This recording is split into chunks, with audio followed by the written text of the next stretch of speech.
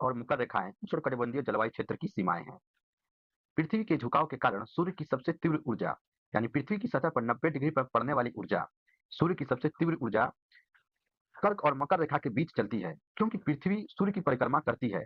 इसका मतलब है कि कर्क और मकर रेखा के बीच का क्षेत्र पृथ्वी पर सबसे गर्म है। उष्णकटिबंधीय जलवायु क्षेत्र में विशिष्ट पौधे और जानवर हैं जो इन गर्म तापमान के अनुकूल होते हैं। इसलिए यहाँ पे बायोडायवर्सिटी का हॉट स्पॉट बहुत ज्यादा मात्रा में पाया जाता है।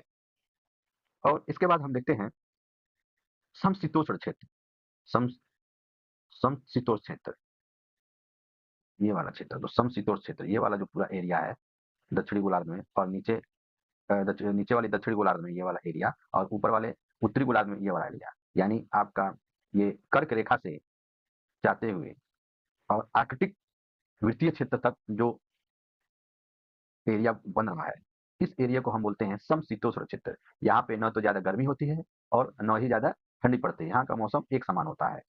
तो इसी तरह ये वाला क्षेत्र जो मकर रेखा से और हाँ आर्कटिक वृत्तीय रेखा तक जाता है, इन क्षेत्रों में भी जो मौसम होता है वो सामान्य होता है।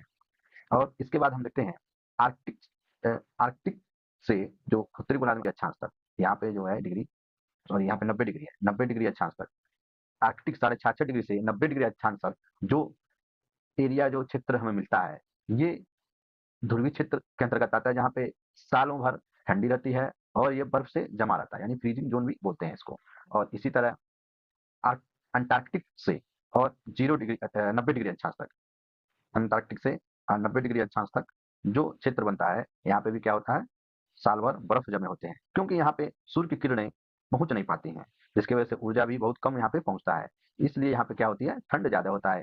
जैसे ध्रुवीय क्षेत्र पे ठंड ज्यादा होता है, और और बीच वाला जो क्षेत्र है यहाँ पे गर्मी ज्यादा होता है। और ठंड और गर्मी के बीच वाला जो एरिया है, यहाँ पे एक समान मौसम रहता है।